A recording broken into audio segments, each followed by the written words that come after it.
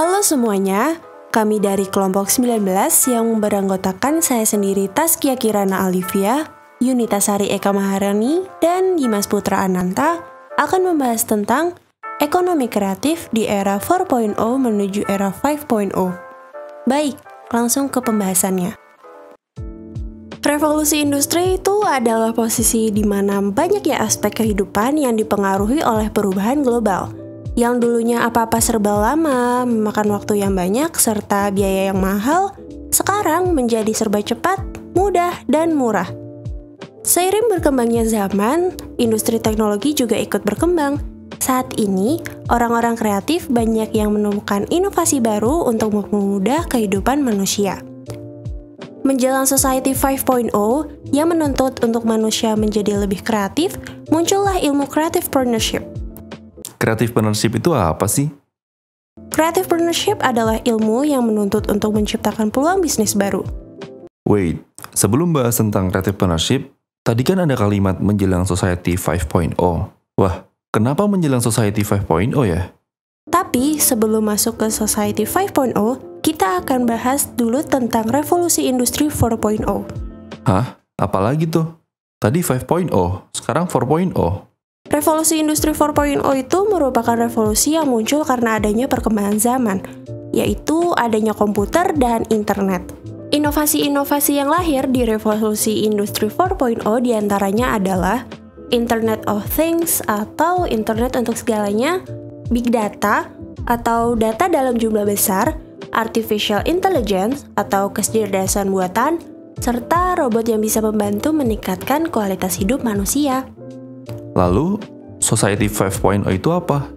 Oke, jadi Society 5.0 itu suatu tantangan di mana masyarakat menyelesaikan permasalahan menggunakan inovasi yang sudah ada dari revolusi industri 4.0. Society 5.0 ini lebih ke kesinambungan kehidupan manusia dengan robot. Tujuan dari Society 5.0 ini adalah untuk menciptakan keseimbangan antara kemajuan teknologi dan ekonomi dengan penyelesaian masalah sosial. Pemanfaatan inovasi-inovasi tadi mampu mendorong pertumbuhan sumber ekonomi baru atau yang lebih sering disebut dengan ekonomi digital.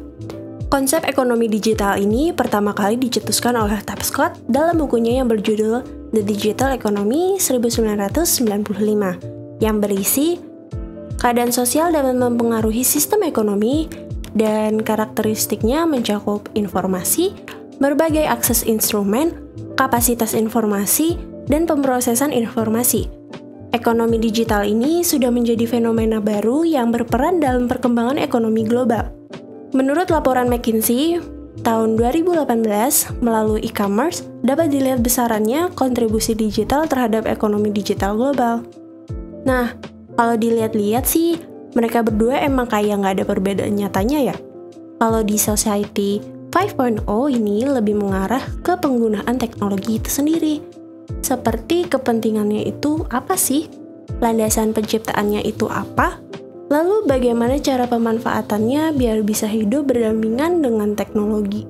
Singkatnya, revolusi industri 4.0 itu bikin manusia jadi lebih modern karena kemudahan akses terhadap teknologi. Dan Society 5.0 itu teknologi menjadi bagian dari manusia. Lalu sekarang kami akan bahas tentang menjelang Society 5.0 nih.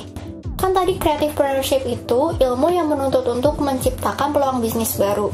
Kita kaitin aja dengan Society 5.0 yang memunculkan ekonomi digital. Creative Partnership disatukan dengan ekonomi digital akan memunculkan ekonomi kreatif. Wah, apa lagi nih ya?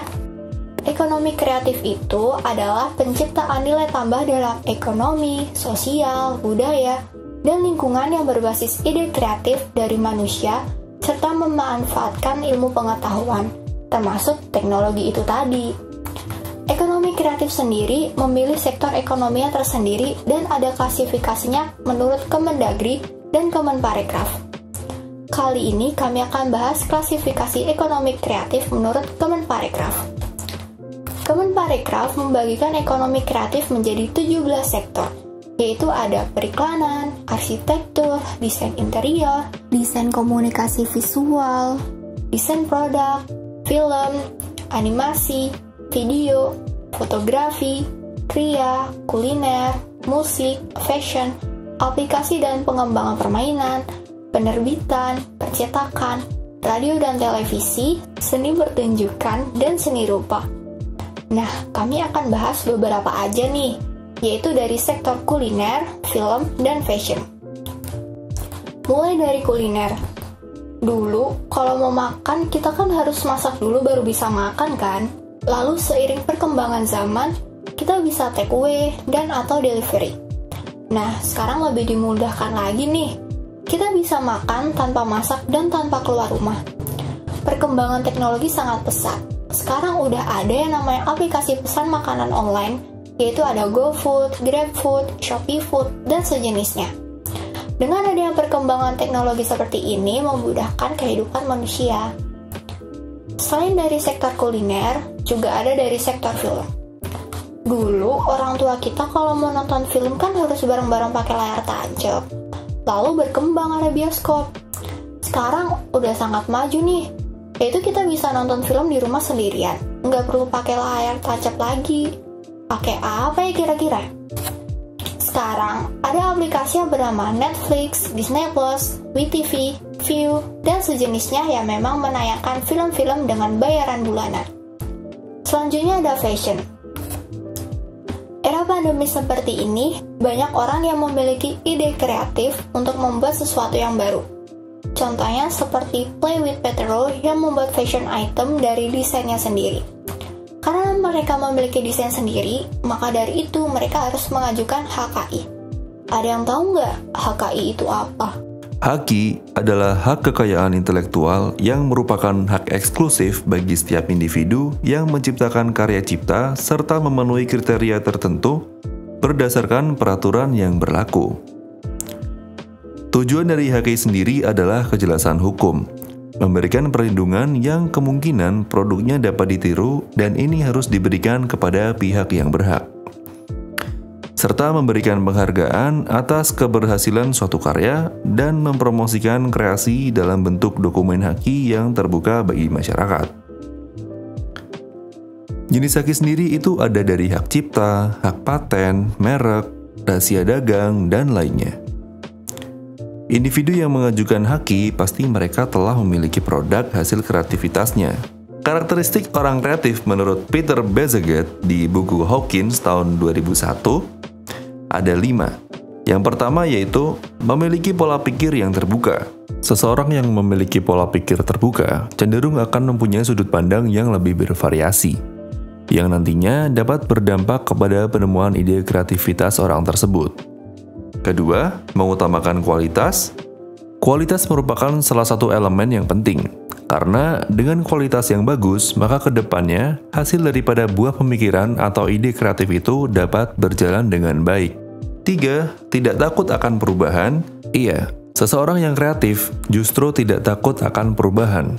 Orang seperti ini malah menjadikan perubahan menjadi tantangan baru untuk dapat lebih berkembang ke depannya. Creative something from nothing. Seseorang yang memiliki pemikiran kreatif pasti akan selalu terpikirkan membuat sesuatu yang awalnya tidak bernilai menjadi barang yang mempunyai value. Dan yang kelima, senang bersaing dengan tantangan. Seperti yang dijelaskan pada poin ketiga, seseorang yang mempunyai pemikiran kreatif justru malah menjadikan hal tersebut tantangan baru. Dari sudut pandang orang kreatif, karena sesuatu yang monoton itu berasa membosankan. Jadi, kreatif saja tak cukup. Mereka juga pasti memiliki manajemen kreativitas. Menurut Bob Geldof, manajemen kreativitas adalah penggalian sifat yang tidak menandingi ide-ide serta menyatakan HKI dan membuat ide yang dimiliki sebagai produk yang tidak memiliki kesamaan. Oke, setelah penjelasan di atas, kesimpulannya adalah munculnya Society 5.0 bukanlah suatu momok yang menakutkan bagi kita. Justru, dengan adanya kehadiran era ini, membuat manusia menjadi lebih terbantu. Hal yang mungkin bagi mereka dalam tanda kutip mengambil banyak waktu, dengan teknologi yang sudah tersedia, justru membuat lebih terbantu pula. Dan juga, dengan adanya Society 5.0 ini, diharapkan dapat menciptakan nilai baru melalui perkembangan teknologi yang semakin canggih. sehingga dapat mengurangi adanya kesenjangan antara manusia dengan masalah ekonomi di kemudian hari. Society 5.0 pun akan berjalan dengan optimal apabila manusianya sendiri sudah dapat menyikapinya dengan bijak.